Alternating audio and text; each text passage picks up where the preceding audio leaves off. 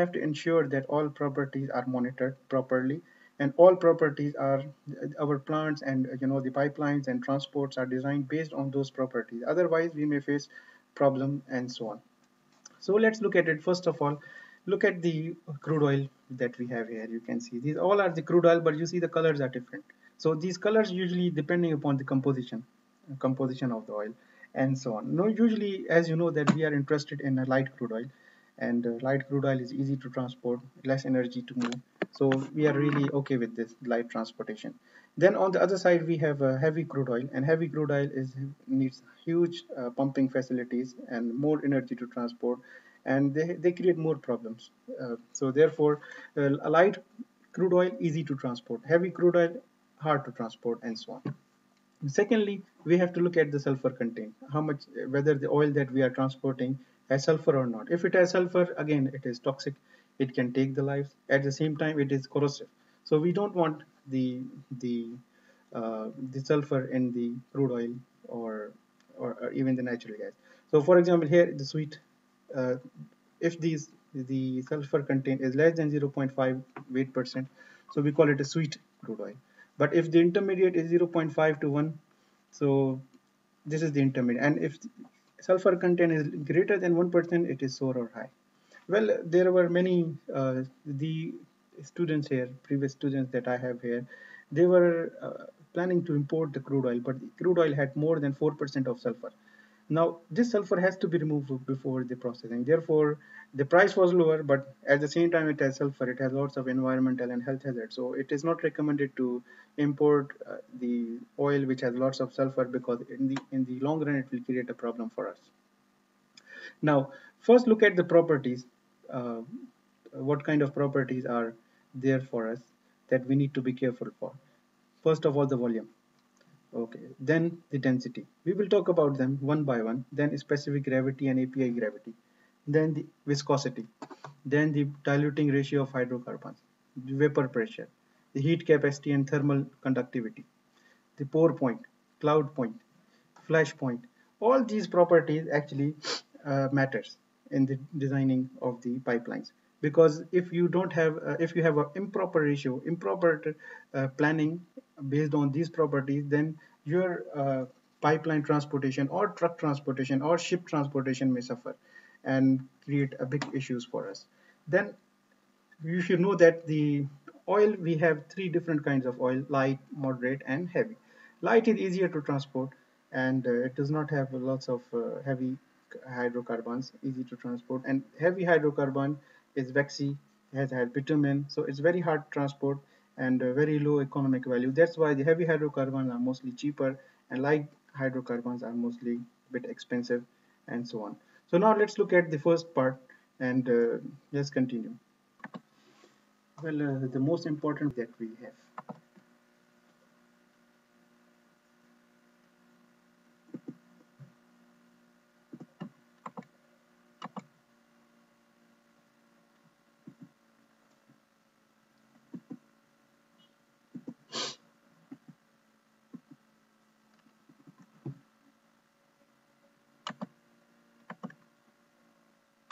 When we talk about the specific gravity, it's a relative density, and you can define it as a liquid is the ratio of its density to the density of water at the same pressure and temperature. It is the measurement of how heavy a liquid is compared with water. It is dimensionless as no unit. And this specific gravity changes with pressure and temperature.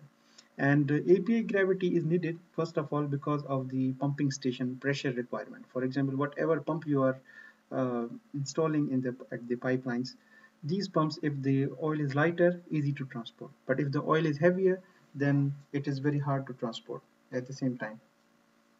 So this is the formula to find the API gravity and so on.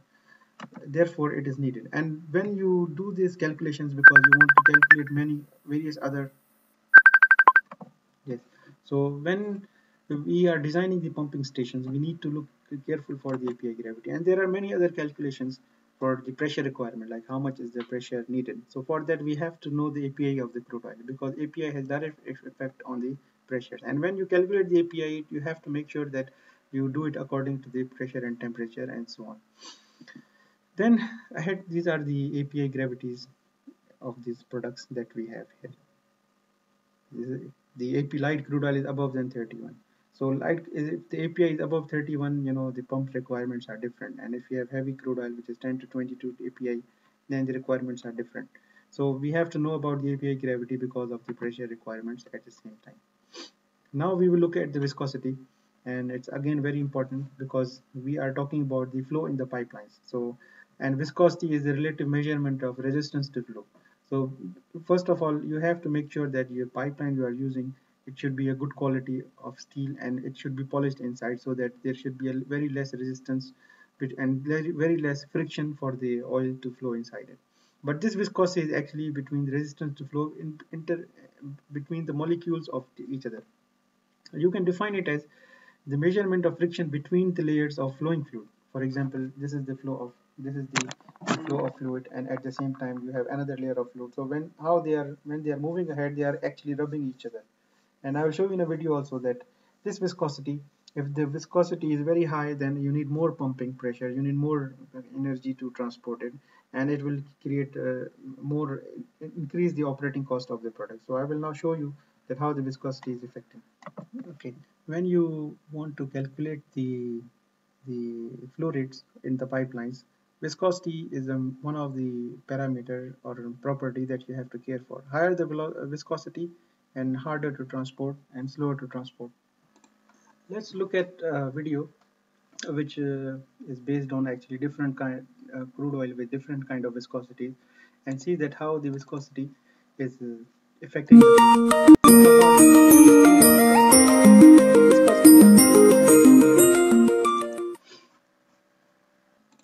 there is a very important term that we use in oil industry: Newtonian fluids and non-Newtonian fluids. So, but in order to understand the Newtonian fluid and non-Newtonian fluid, we have to first understand what is the shear stress and what is the shear rate. Well, imagine that we have the fluid layers. This is the same fluid we have, and we have two layers of fluid going on. Like we have this kind of thick kind of fluid which is moving from here and there. And when the fluid is flowing, these two are flowing, and so they have the friction between them, which is we call it a viscosity. This frictional force caused by the shear stress between the two adjacent layers. Okay, we call it a shear rate. Yes. So when this move, the velocity of this movement, this layer, in comparison to the velocity of this layer, when we compare the velocity of one layer with another layer, we call it as a shear rate. And the stress is the resistance between both the layers together at the same time. And this stress is the function of pressure, and shear rate is the function of geometry, like how the fluids is behaving, which kind of geometry it is moving ahead in the one. So this shear stress and shear rate actually helps us the we defines the flow behavior of the fluids. That is important here. So if the now let's look at the some examples of the shear non-Newtonians and the most.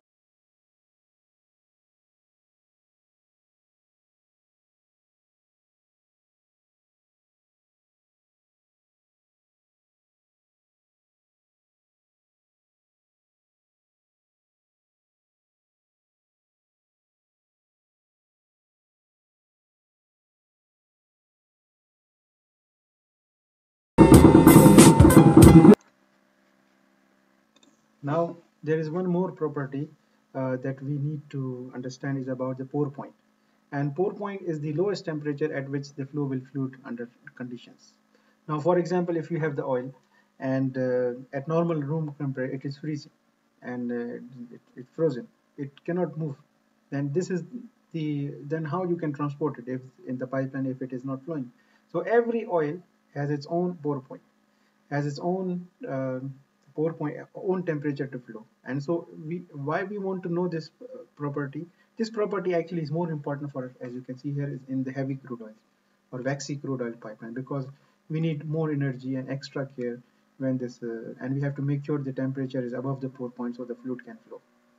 How we determine the pour point? There is a ASTM method, D97, a simple method to know the pour point of the crude oil at the same time. Why we need to know? Because we have to maintain the pipeline above this temperature. If not, then the oil will freeze, and if we keep pumping, keep our pumps keep working on it, then the pressure surge may happen and it can lead to the blast. So we don't want this issue. We want a smooth transportation of oil without any problem. So we have to keep the pipeline above the pour point so that the oil do not freeze and it keeps continue flowing at the same time. Now I will share